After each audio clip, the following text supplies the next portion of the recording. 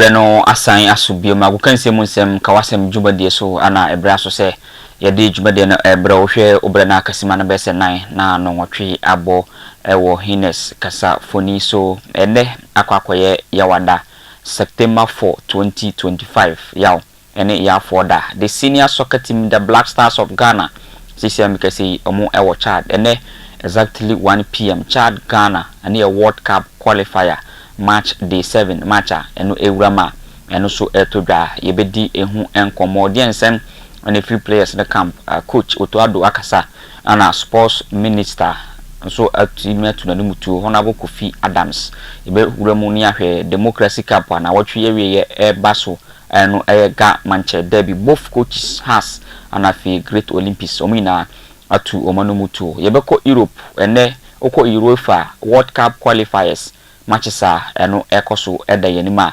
yedi ebremu sasuna clubs na so ye omo asometi players ahodo squad lister amudi kobo the Champions League Liverpool diaba Arsenal diaba Chelsea diaba dudu na aba ni na so beguram ne yedi hu komo na ne krakra no yewuram ewo US Open all is set the final for both men's singles and women's singles yebedi hu komo ende anopay amano ne the poster boy ana edi chumade no ebrem Reben Sambek oni ba from pom samtuga ata chumade no achi DOP director Zino ana opem ewo control room so the youngest commander oni Coutinho ana ewo pretty as MCR PPI fanituma pa edi Efrayen Sebre ne bewuram fini starting sem no the senior soccer team the Black Stars of Ghana CCM kese no omo attach down enso ewo Chad e mountain so enwa omo first ever train omo eko agopramana inde game no 1 p.m. no eko koye training FIFA mremu no CAF mremu no a day before the game na kasa no ese away team no nya kwanya na okoye training ewo pitcher match no ebeba so na ohwese ne nyama esiete ntienwa Jordan mu nyina APA out saso ana Inaki Williams Kudus Mohammed mu ani Antoine Samanyo ani squad ni na so ekokoye training ama bibia so eye kama ende 1 p.m. ana game no eji apenia eno so etodwa na after the training no omu etwa konka etimi ehijama kakra etimi Kenya omu ho revive omu sada bia nde 1 p.m. game no start ya bibia be fra dumo akwa dumo e de ama the senior soccer team the Black Stars of Ghana ntiyenko niyenko wo chijama omu hye enwa after the training session the Black Stars of Ghana.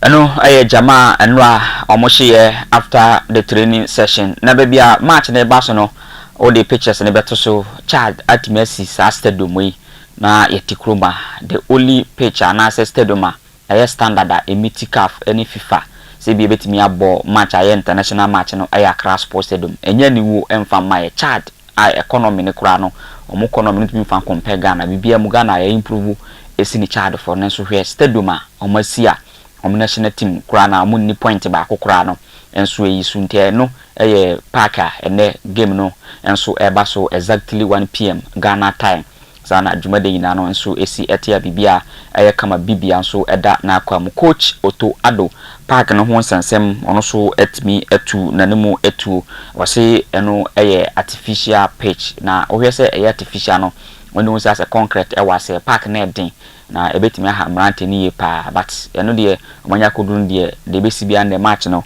ese enso etimi ebam na bibia enso efa ne ntuma pa enso edifra eno eye Otoado ne concern about the picture eno so e watch ada eno eye astroturf ene game no so eba so 1 minute 4 seconds yanko nenkotie Blasters head coach Otoado about the pitch. Yeah, so yeah, I'm surprised that CAF allowed this pitch for an international match. The pitch is really not good. It's very hard, so for the players it's like playing on concrete. But yeah, what can we do? We have to take it as it comes. and we are prepared. We observed everything today. Like I said, it's not a good AstroTurf, to be honest. Nowadays, there are far more better AstroTurfs, which are also much more healthier for the players. We are excited, looking forward to that match. We know it's gonna be tough. To play away in Africa is always tough. Now, also under these circumstances, it will be different because the players are not used to play on artificial grass. But let's see. I think we are mentally prepared, and like I said, the boys look good and sharp on the pitch today. So the senior soccer team, the Black Stars of Ghana, they are not just a team, no.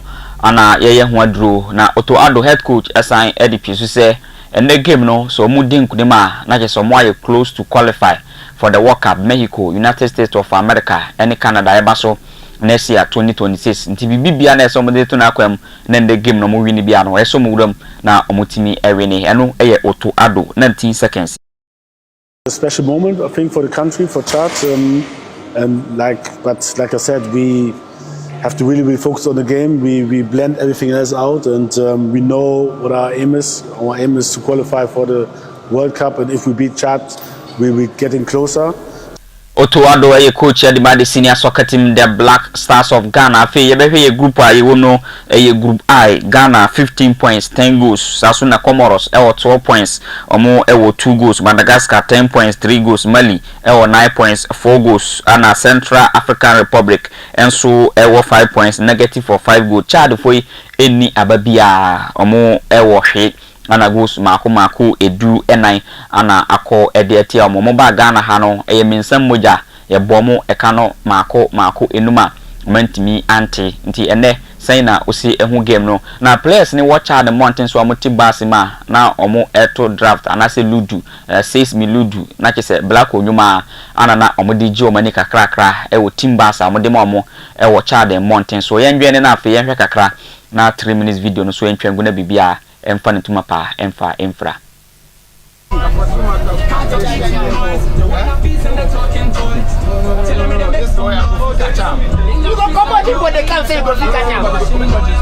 yeah, but no need. Sure. No need. I say no need. People they come. Yeah. 5 safety first. Suggestions to make. That be all. That be coaching here. 1 or 2 Chinese. Text me for some hot to say. Years ago, I'd be so impressed because I gave one love and enough respect. But that boy is a mess.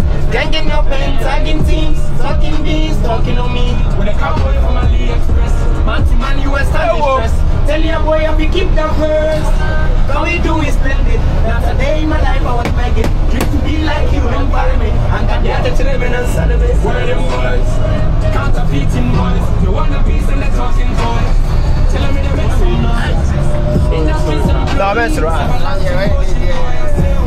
I'ma make it count. Go. Standard raising boy, I say what's up. Where them boys? This one. Counterfeiting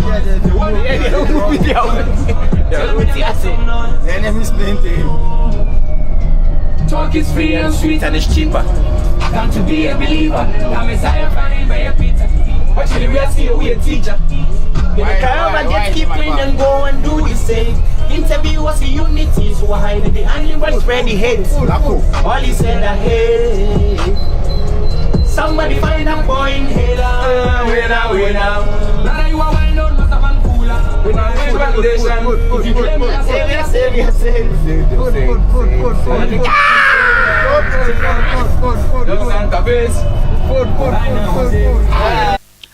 Blasters asweye ana yadaso ewo eno mrantie no preparation omoye ahead of the match and the game ni wi a e baba back to Ghana na ya hoboa na come Monday the Nations Wembley ACCRA Accra Sports Stadium yene Mali e di apem so ni ahwese bibia be kama Ghana we ni Chad Ghana we ni Mali a Ghana ebe qualify in advance ohwe Senate table no so city a na gate fee no aba Ghana Mali pay for chemu padi a se ukọ popular standard 30 Ghana cedis ana amo ebeji saso ana center line 50 cedis ona amo twimo momeno ahuha fo no enso ewo ana opemo ewo VIP lower 200 cedis saso na VIP wings no 300 cedis VVIP no 500 Ghana cedis ana oko na ewo ne soro no so a eno so 1000 Ghana cedis nti from 30 Ghana cedis ekosi 1000 Ghana cedis nti wo hwe botoma ana ebekire bibia nso obekwa akotena abo wani pempe Ghanaians no kasa pise as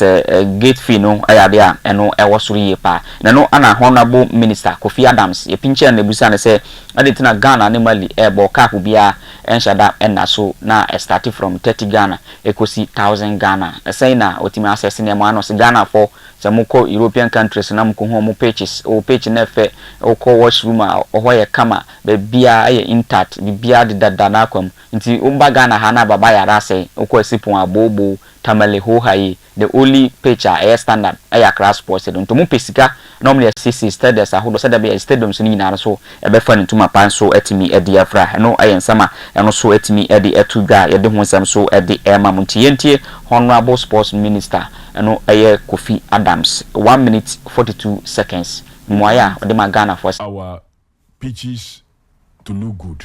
Okay. We want things to be done well, and we always say, you the media, you come and sit here and say, oh, I have traveled to Europe and I went to the stadium and it was this, it was that. That you want the Accra Sports Stadium to look just like that. That when you enter the washrooms, you want it to look so good, just as you saw there, but you don't want to pay. How do you want the NSA to run those facilities? How do you want them to run? So everything, we want government to go and look for money from somewhere to come and create comfort. Is that what happens where you go and see and come and report? So sometimes your reportage is limited and shortened by the fact that you don't also say what it is that they do and to be able to keep such things the way they keep them. So we should begin to ask ourselves whether we want to play on Sakura pitches or we want to play on good pitches. Whether we want our stadium washrooms and the rest to be kept clean and to have cleaners that will regularly be cleaning them when we have games and what have you, or we just want you go in there and then what you see, you even if it is pee that you want to pee, the pee will just squeeze. Tanin sama di tuja on se budgeter Ghana Football Association led by Mr. Simon Keto Kreku the course sports minister hono budget no sika na mo de koye na bi wono ma mo maintain ye na ehu hia na mo cancel ye ana mo hwese sika na woso so a na o mate so no ma approve nti budget ne koye ana approve ano so etimi ba out na o mo request say nka o mo pe $5,000 a o mo be fuel blasters bus no so that be internally o mo ko training o mo ko krom akoye jogging be o mo ko bia no ana sports minister akase sika ne so na fuel sika de yem fan ka budget ho and the ministry wa na ya yi saska no nom de bus ni maintenance ana fi fuel am beto nti saska no ono so etimi cancel ya fuel $5,000 ne so anti bi anya adwuma sports minister enso echirechiре mu 51 seconds yanko na nkotien sema. The Stars have a bus. Okay.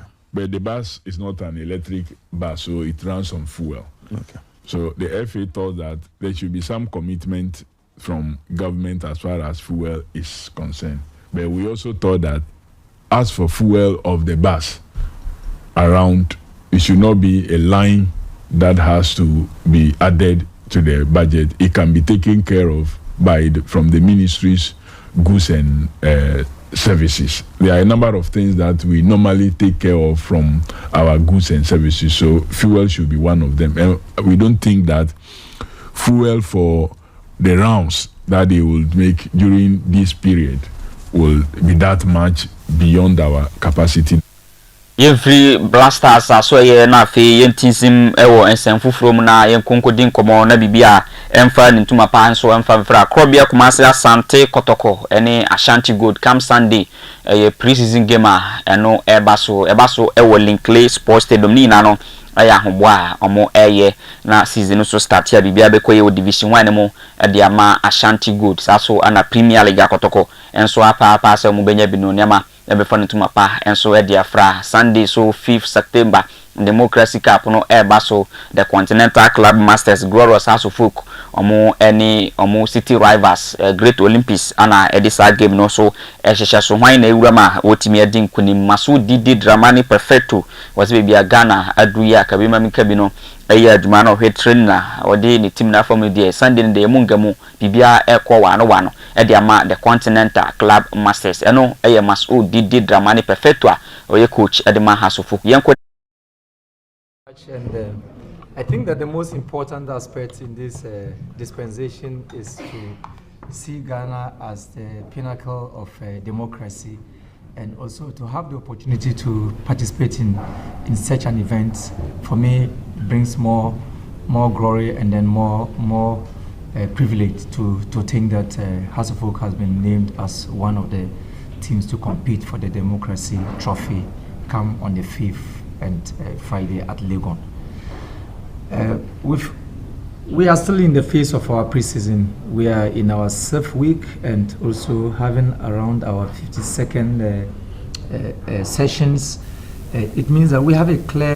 Maso didi Dramani Perfecto ye coach Edema House of Folk na ko Great Olympics so aso ya Sule Adamu wasi 90 minutes no ana ebe decide obi a obeduroma obeje trophy no e de yesi ni sire so omo hwese mbenya good game na fe bibia fa ntuma pa fra na Great Olympics every dumo akwadumo eno eyensema coach a ne din ede Sule Adamu enso ede etudwa 45 seconds yenko nenko tie Great Olympics head coach. I think we are all in the pre section whereby we are in pre-season. Each and everyone is trying to, prepare his teams towards the ultimate, which is the main league. So I think when it comes to House of Folk and then Accra Great Olympics, I think the history is always there. So I think we're also here to make sure that we repeat the same history. So it's a game, and the 90 minutes will decide whether who is ready. This is our 4th week pre-season, and the guys are very ready for this. Yamfa Jumadian Sina Fi Yankum Krufun Cruso, Ebreno Ekoyepa, Enwa, Seychelles Island, Etnafi, Emma Azingo, Nationals of Gabon, Ebebomo, Ekana Yamantimante, Amagabon, Ahuriko 18 points, Ewo group or Mum, Tikodi Vaso Venia, Nachese wasan aba back to summit of the table, Nti Gabon Fono, ana Edikan Ewo sa group Mende, Machisa eno etodra Ewo Africa. Time na yadaso ni yebete so wana Nti Chad ene Ghana instead of 2 p.m. no 1 p.m. Ewo Ghana ha na fi Angola ene Libya ana ebebo Mauritius ebo Cabo Verde na Sao Tome and Principe abo Equatorial Guinea Madagascar ene Central African Republic Ghana e group game bakwa anu so eto edwa ene no Cameroon ene Eswatini Algeria ebo Botswana Tunisia Liberia Mali ebetena fi no moni Comoros adinsa woso so eye group game ba kwa eba so na Guinea Bissau so awem so no mo ene Sierra Leone so adi ensa woso no eye matches ende ni na so etimi atodwa e wo the African continent ni na no eye World Cup qualifiers a yeguso ayedi ho enkomo na ehwese da nyama city na yenhwe number of FIFA World Cup appearance by African teams are omo akwa World Cup no dodo ohwe sene first 13 etia Cameroon for no ako 8 times, Morocco ako 6 times, Nigeria ako 6 times, Tunisia ako 6 times, Ghana, Algeria ako 4-4, Senegal ako 3, Egypt ako 3, South Africa ne Cote d'Ivoire ako 3, ana DR Congo, ubenya Angola na fi wanya Togo, ubianso ewuram ako bako eno senior African countries are almost representing the continent Africa the previous FIFA World Cup no and so city na ebana top scorers in Africa FIFA World Cup 2026 qualifiers na CC no Mohamed Salah Egypt onu kwa 6 goals saso ana Mohamed Amoura Algeria onu ekwa 5 ana Branchane din ade Lassina Traoré onu Burkina Faso onu kwa 5 Mohamed Trezeguet ekwa 5 di Emma Egypt ana Denis Bouanga okwa 5 edema Gabon Ghana Jordan Ayew ana Kamori Dumbia opiem so ewo Malia Kamaru Dumbia enso ewo 5 nte 6 5 sana jumade no enso esi etia yade wonsam so edi ma mo afi yenko Europe na yenhwe World Cup qualifiers ewo Europa na yendi hu enkomo na yehu se de nema enso esi etie na matchesa eno ewurama eno so etodwa no ene obenya Luxembourg so mo ebo Northern Ireland saso ana Slovakia ebo Germany obenya Slovenia somo ebo Sweden na Switzerland ene Kosovo enso atimi abo group C no Greece ene Belarus na waba benya Denmark Scotland group D no Iceland ebo Azerbaijan na Ukraine ene France so atimi abo group E no Georgia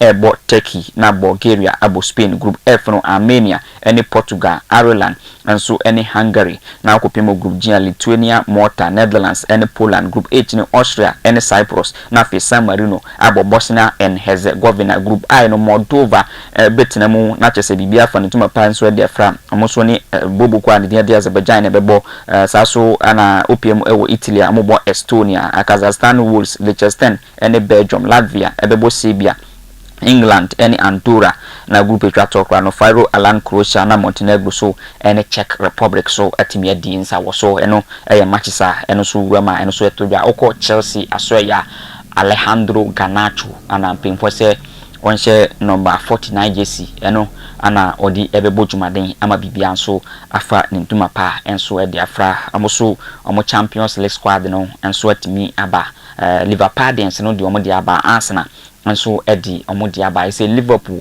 Alexander Isak adwene wo Frolen Ways wo ho na wo Hugo Ekitike wo Mo Salah na wo Dominic Szoboszlai mu nyina eni Ibrahima Konate Virgil van Dijk Alisson Ramsey Beckham da gopo no ni Jogo Meza Selepa le problem eno ye said the name City and Arsenal de no so e bere che ezemo any players almost after na included name no Gabriel Fernando Jesus omo antima include no Ethan Nwaneri anafe Lewis Kelly so antima make Arsenal de no ni nyina ne se omo players omo fie no e wo form no mo pe number of players ebebo the Champions League Bukayo Saka reporter eba ne se Arsenal ne Leeds United prior Arsenal ko Liverpool ekoko di nsensem ekabako through Dominic Szoboszlai or me see that game you see after international break me da ebe ni na watch early kick off Arsenal utna fi na chese omo ene Nottingham Forest edinsa woso no ebeduru na Bukayo Saka aye fully fit na ni ho aye den sepito obuchia na obegyinam so edi ama Arsenal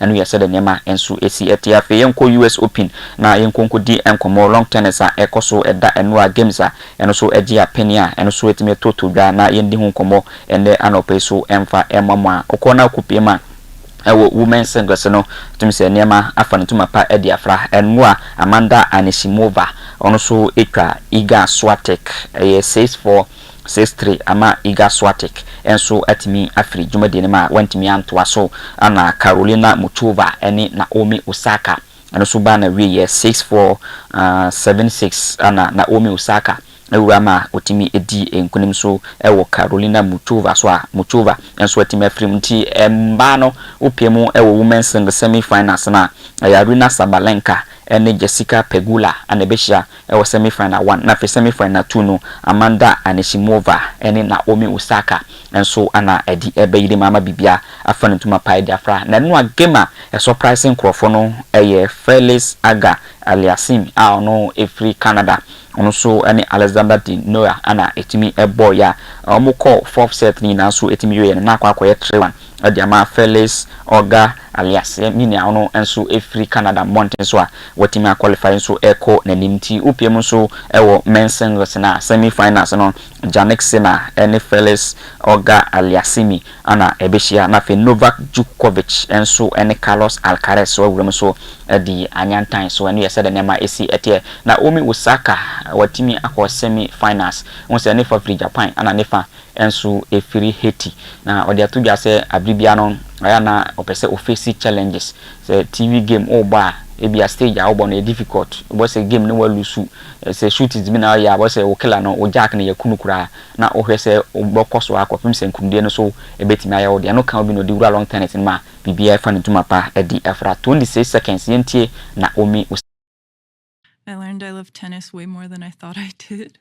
And I learned that, you know, I actually really love challenges. You know, it's like a video game, you pick it up, and even if you lose the level, you kind of just restart and keep going until you eventually win. And I think it's a little tough at some time. Naomi Osaka nensama odi tu dwana no ohwe obre na simano aduonu na ato no watch so amana ne nsɛm ne efisɛm a yɛboaboa no yɛmfa dwuma de ne mfa nsika ho ne sɛ Blasters match no 1 pm wo mpa ya no abo pa de amade senior soccer team the Blasters of Ghana. Director Zino director of photography na OPM so control room a youngest commander any Coutinho eboa ma bibia ye kama as MCR amano ne the poster boy and the nsɛm no by Reverend Sambeg wani ba from Samtuga eta dwuma de na chi adwade nkrato sima ya ba amasika yeboa ene ne kriw no de kawasem dwuma de no ebeto aso maka enchechiri efri Gentleman Dental Clinic enchechira ubitimi anase anamoa